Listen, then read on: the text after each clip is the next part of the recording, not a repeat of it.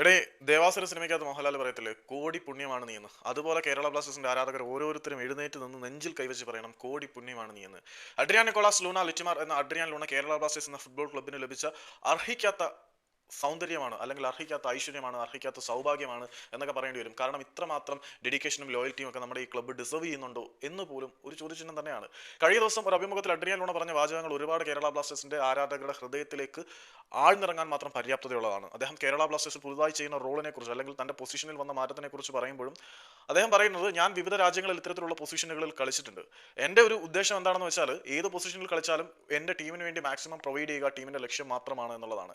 കേരള ബ്ലാസ്റ്റേഴ്സിലേക്ക് വരുമ്പോൾ എനിക്കിവിടെ ഒരു നായകനാവണം, എനിക്കൊരു നേതാവാകണം, എനിക്കൊരു മാതൃകയാവണം, എൻ്റെ ചുറ്റുമുള്ള താരങ്ങളെ എനിക്ക് പ്രചോദിപ്പിക്കണം. അതിനുവേണ്ടി എനിക്കൊരിക്കലും തളർന്നിരിക്കാൻ കഴിയുകയില്ല. കളിക്കളത്തിന്റെ ഓരോ മുക്കിലും മൂലയിലേക്കും, അപ്പോൾ മുന്നിലേക്കും പിന്നിലേക്കും എല്ലാം ഓടി മുന്നേറ്റത്തിലും പ്രതിരോധ നിരയിലും ഒരേ സമയം ഓടി എത്തുന്ന തരത്തിൽ ഞാൻ എൻ്റെ ടീമിലേക്ക് ഇൻവോൾവ് ആയിരിക്കണം. ഞാൻ എത്രമാത്രം എൻ്റെ ടീമിൽ ഇൻവോൾവ് ആണ്, ഡെഡിക്കേറ്റഡ് ആണ്, എങ്കിൽ മാത്രമേ എനിക്കൊരു നേതാവിനെ പോലെ മറ്റുള്ളവരിലേക്ക് കൊണ്ടും അത് ചെയ്യിക്കാൻ കഴിയുകയുള്ളൂ എന്ന് ലൂണ പറയുമ്പോൾ, ഈ മനുഷ്യൻ കേരള ബ്ലാസ്റ്റേഴ്സ് എന്ന ക്ലബിന് വേണ്ടി എന്തും ചെയ്യാൻ ready to do everything for the team.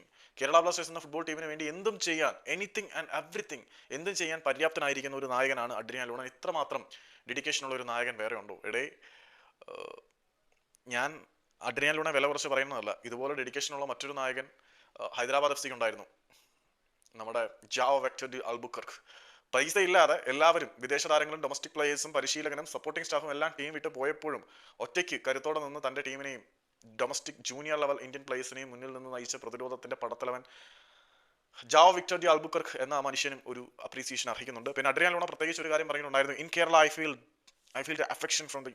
പുള്ളി പറയുന്നത്, എനിക്ക് കേരളത്തിലേക്ക് എത്തുമ്പോൾ ഇവിടുത്തെ ജനങ്ങളുടെ സ്നേഹം എനിക്ക് അനുഭവിക്കാൻ കഴിയുന്നുണ്ട്. ഞാൻ ഈ ഒരു അറ്റ്മോസ്ഫിയറുമായിട്ട് പ്രണയത്തിലാണ്. പിന്നെ അദ്ദേഹം പറയുകയാണ്, without stadium also when we play there it's amazing. പുള്ളി പറയുന്നത് എന്താണെന്ന് വെച്ചാൽ, ഇറ്റ് ഫീൽഡ് അതുകൂടെ പറഞ്ഞു കഴിഞ്ഞാൽ ഞാൻ ചുമ്മാ കൊണോണ പറയുന്ന ടൈപ്പും. പുള്ളി പറയുന്നത്, ഈ ഒരു സ്റ്റേഡിയവുമായിട്ടും ഇവിടുത്തെ ആരാധകരുമായിട്ടും ഇവിടുത്തെ ഒരു അന്തരീക്ഷവുമായിട്ടും എനിക്ക് വളരെ വലിയൊരു ആത്മബന്ധമുണ്ട്, അതൊരു വല്ലാത്ത അനുഭൂതിയാണെന്ന് അഡ്രിയാൻ ലൂണ പറയുമ്പോൾ, ഈ മനുഷ്യൻ ഈ ഒരു ക്ലബിന് വേണ്ടി എന്തും ചെയ്യാൻ റെഡിയാണ്. കഴിഞ്ഞ 11 വർഷമായിട്ട് ഒരു കിരീടത്തിന് വേണ്ടി ദാഹിച്ചുകൊണ്ടിരിക്കുന്ന കേരള ബ്ലാസ്റ്റേഴ്സ് ആരാധകരുടെ കേടുന്ന അന്തരംഗത്തിന്റെ വ്യാപ്തി എത്രമാത്രം ഉണ്ടെന്ന് കഴിഞ്ഞ 4 വർഷമായിട്ട് ആ മനുഷ്യൻ മനസ്സിലാക്കുന്നുണ്ട്. അതുകൊണ്ട് തന്നെയാണ് കേരള ബ്ലാസ്റ്റേഴ്സ് എന്ന ക്ലബിന് വേണ്ടി ആദ്യമായിട്ട് കിരീടം നേടുന്ന ക്യാപ്റ്റനായി ആരാധകർ നീണ്ട 11 വർഷമായി കാത്തിരിക്കുന്ന കാത്തിരിപ്പിന് വിരാമം കുറിക്കണമെന്ന് ലൂണ ആഗ്രഹിക്കുന്നത്.